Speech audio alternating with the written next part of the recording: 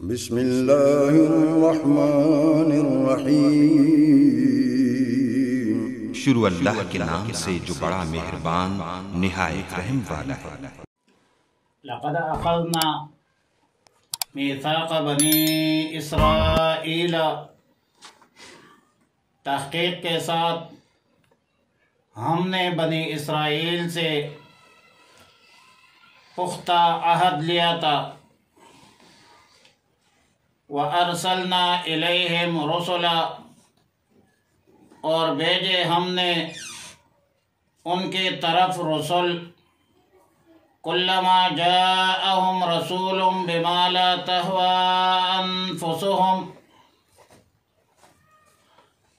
جب بھی رسول کوئی حکم لایا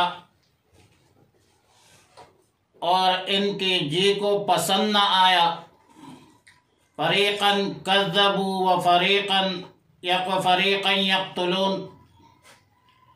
تو ایک جماعت نے جھٹلایا اور ایک جماعت قتل کر ڈالتے تھے۔ وَحَسِبُوا أَلَّا تَكُونَ فِتْنَةٌ، اور خیال کیا کہ کچھ خرابی نہیں ہوگی۔ فَعَمُوا وَصَمُّوا، پس اندھے ہو گئے اور بہرے ہو گئے۔ ثُمَّ تَابَ اللَّهُ عَلَيْهِمْ، پھر اللہ نے ان پر رجوع توبہ کیا، ان یہودیوں پر توجہ دی اور اللہ نے ان کی توبہ قبول کی۔ ثم عموا وصموا كثيرا منهم، پھر اندھے ہو گئے، بہرے ہو گئے ہیں ان میں سے بہت۔ واللہ بصیر بما یعملون، اللہ دیکھتا ہے جو کچھ وہ کرتے ہیں۔ آیت مذکورہ آیت نمبر 68 سے 72 تک بنی اسرائیل کے عہد کا ذکر ہے، اور فرمایا کہ ہم نے بنی اسرائیل سے عہد لیا اور ان کی طرف رسول بھیجے، اور جب کوئی حکم لاتا رسول اور ان یہودیوں کے مزاج کے موافق نہ ہوتا تو یہود عہد و پیمان توڑ کر اس سے اعراض اور روگردانی کرتے تھے۔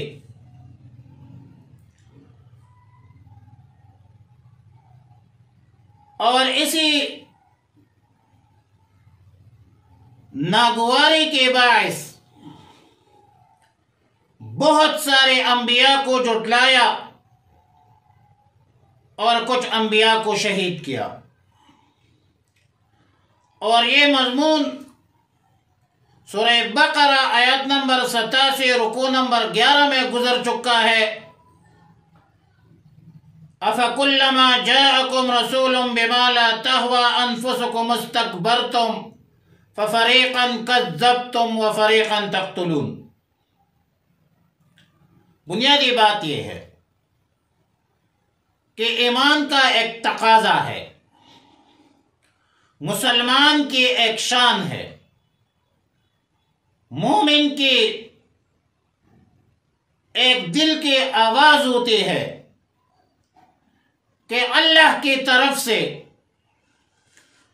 جو بھی حکم دیا جائے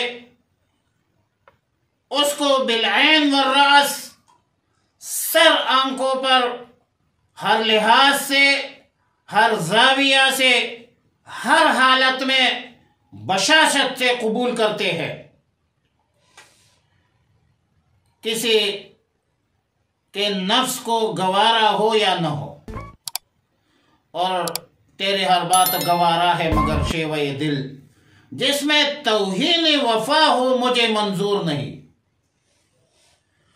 سیدنا عبادہ بن صامت رضی اللہ تعالی عنہم اجمعین کا قول ہے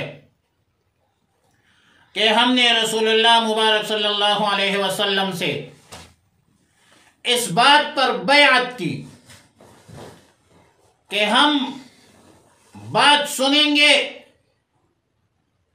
اور حکم قبول کریں گے،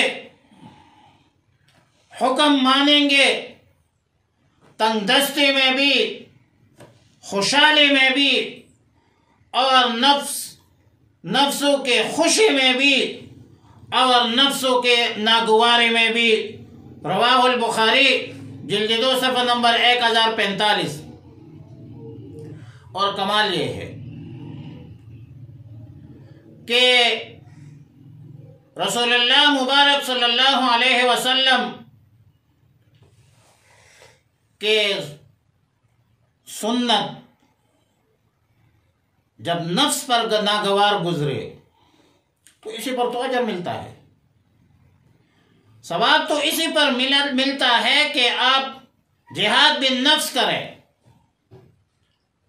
اجر تو اس پر ملتا ہے کہ آپ اپنے نفس کے ساتھ مقابلہ کریں، ورنہ نفس تو انسان کو برائیوں پر آمادہ کرتا ہے۔ وما ابرئ نفسی ان النفس لامارۃ بالسوء۔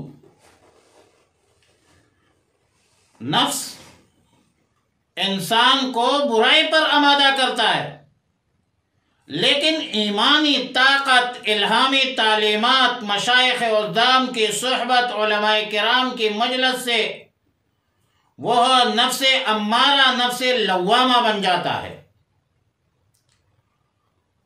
اور اگر نفس لوامہ پر، وہ نفس جو آپ کو ملامت کرے کہ یہ کام غلط ہے، نہیں کرنا چاہیے، پھر اس پر اگر محنت کیا جائے تو پھر اس کے بعد تیسرے نمبر پہ نفس مطمئنہ بن جاتا ہے۔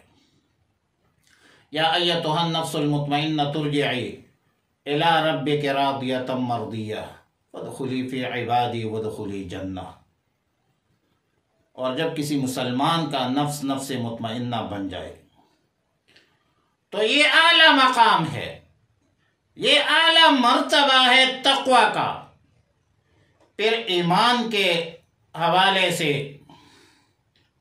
آپ کے دل میں اللہ سے ہونے کا یقین اور مخلوق سے نہ ہونے کا یقین اس دل میں بیٹھ جاتا ہے، آپ کا ایمان پختہ اور ایک طاقتور ایمان بن جاتا ہے۔ اعمال کے اعتبار سے پھر اللہ کے احکامات اور رسول اللہ مبارک صلی اللہ علیہ وسلم کی تعلیمات پر عمل درآمد کرنے میں پھر آپ کو آسانی ہوتی ہے، پھر آپ پابندی کرتے ہیں، پھر آپ کاربند رہتے ہیں، پابند رہتے ہیں اللہ کی دین پر، اور اسی کو کہتے ہیں بندگی۔ یہ ہے اللہ کی بندگی، اور اسی بندگی میں دنیا اور آخرت کی کامیابی ہے کہ ہم اللہ کے بندے بن جائیں۔ بندگی، زندگی آمد برائے بندگی، زندگی بے بندگی شرمندگی۔ بنی اسرائیل سے عہد لیا گیا، اور سورہ بقرہ میں ہے کہ وَإِذْ أَخَذْنَا مِيثَاقَكُمْ وَرَفَعْنَا فَوْقَكُمُ الطُّورَ خُذُوا مَا آتَيْنَاكُمْ بِقُوَّةٍ وَاسْمَعُوا قَالُوا سَمِعْنَا وَعَصَيْنَا۔ اور یہ آیت تورات میں لیا گیا تھا۔ اور اب سورہ مائدہ میں فرمایا کہ وَحَسِبُوا أَلَّا تَكُونَ فِتْنَةٌ فَعَمُوا وَصَمُّوا۔ انہوں نے یہ گمان کیا، بنی اسرائیل نے یہ گمان کیا کہ کچھ بھی فتنہ نہیں ہوگا،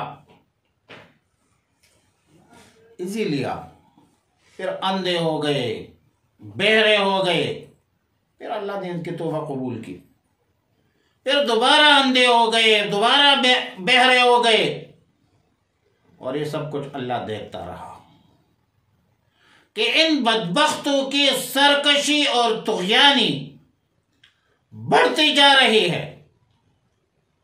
اور ان یہودیوں کو گمان تھا کہ ہماری کوئی گرفت نہیں ہوگی، کیونکہ ہم اللہ کے لاڈلے ہیں، نحن ابناء اللہ و احباؤہ، ہم پر کوئی عذاب نازل نہیں ہوگا۔ اور یا یہ خیال کرنے لگے کہ ہم اللہ کے محبوب ہیں، اور جب یہ خیال آیا تو شرارت، معصیت، عداوت، بغاوت میں یہ آگے بڑھنے لگے۔ دلائل دیکھنے کے باوجود، معجزات دیکھنے کے باوجود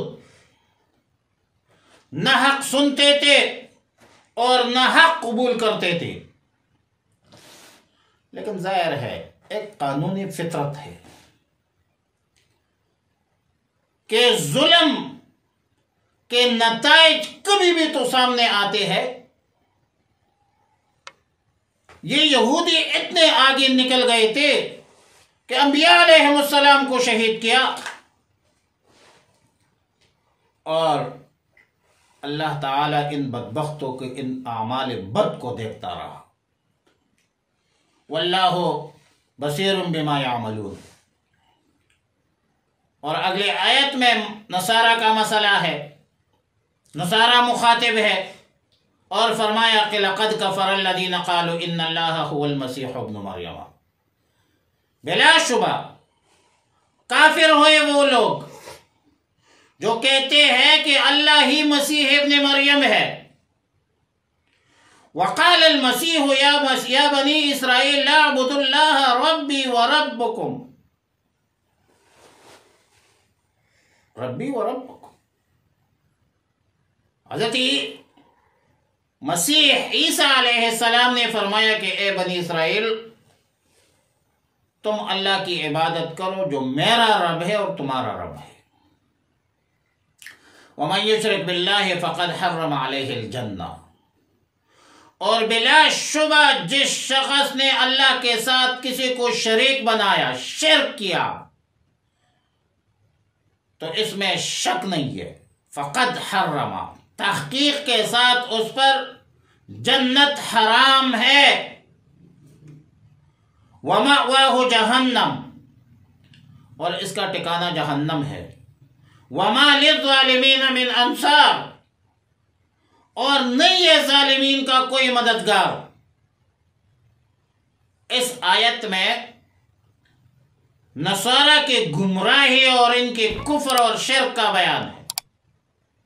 نصارہ میں بہت سارے فرقے ہیں، یعقوبیہ ہے، نیتوریہ ہے، ملکانیہ ہے، یہ کیتھولک ہے، پروٹسٹنٹ ہے، آرتھوڈکس ہے۔ ایک فرقہ کہتا ہے کہ اللہ اور مسیح ابن مریم ایک ہے،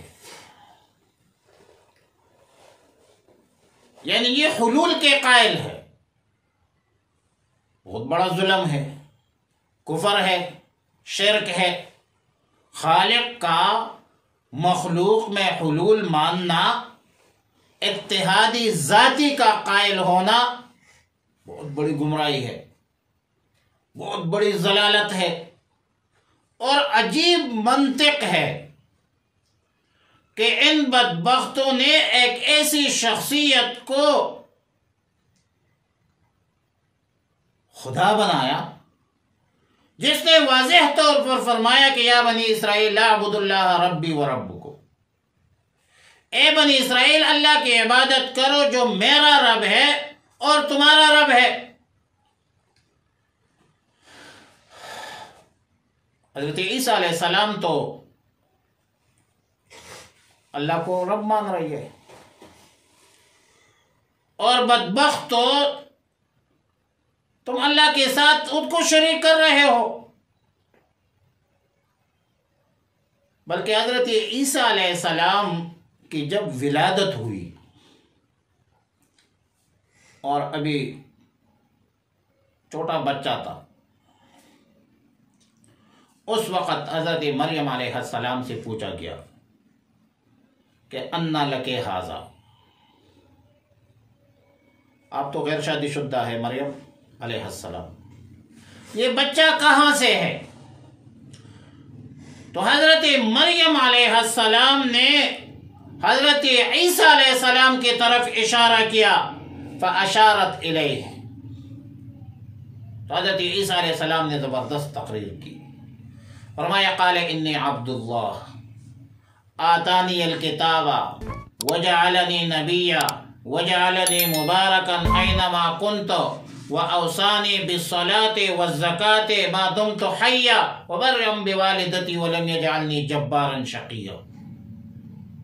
فرمایا کہ میں اللہ کا بندہ ہوں، مجھے کتاب دیا گیا، مجھے نبی بنایا گیا، حالانکہ چھوٹا بچہ تھا۔ اور سورہ آل عمران کے 8ویں رکوع میں ہے کہ ما کان لبشر ان یؤتیہ اللہ الکتاب والحکم والنبوۃ ثم یقول للناس کونوا عبادا لی من دون اللہ، کسی بھی بشر کے لیے یہ مناسب نہیں ہے، کوئی بشر یہ نہیں کہہ سکتا جس کو اللہ نے نبوت دی ہو، کتاب دی ہو، اور پھر لوگوں کو کہے کہ میرے بندے بن جاؤ، یہ نہیں ہو سکتا۔ عیسائیوں جھوٹ بول رہے ہو، نصرانیوں، حضرت عیسیٰ علیہ السلام اللہ کا بندہ تھا، اللہ کا بندہ ہے۔ حضرت عیسیٰ علیہ السلام کو خدا مت کہو۔ پھر حضرت عیسیٰ علیہ السلام نے اعلان فرمایا کہ جو بھی کوئی شخص اللہ کے ساتھ کسی کو شریک کرے گا تو اللہ نے اس پر جنت حرام کر دیا ہے۔ اور یاد رکھیں کہ اللہ تعالی سب گناہوں کو معاف فرمائے گا، سب گناہ معاف کرتے ہیں لیکن شرک معاف نہیں کرتے۔ مشرک کی مغفرت نہیں ہوتی۔ ان اللہ لا یغفر ان یشرک بہ ویغفر ما دون ذلک، اللہ شرک معاف نہیں کرتا۔ ہاں شرک کے علاوہ اگر کوئی دوسرے تیسرے گناہ کرے تو اللہ معاف فرماتے ہیں۔ لہذا نصرانیوں یہ شرک والا عقیدہ چھوڑ دو، دعوت فکر ہے، تسلیم کرو کہ حضرت عیسیٰ علیہ السلام اللہ کا بندہ ہے، اللہ کا رسول ہے، صاحب کتاب ہے، انجیل حضرت عیسیٰ علیہ السلام پر نازل ہے اور اب بھی زندہ ہے ہمارا عقیدہ، اور اللہ معبود ہے، اللہ مسجود ہے، حضرت عیسیٰ علیہ السلام عابد ہے اور ساجد ہے۔ حضرت عیسیٰ علیہ السلام اللہ کا نبی ہے، پیغمبر ہے، اور اللہ کے ذات اور صفات میں کوئی شریک نہیں ہے۔ یہ حلول اور وحدت ذاتی اور ان چیزوں کے عقائد کو چھوڑ دو۔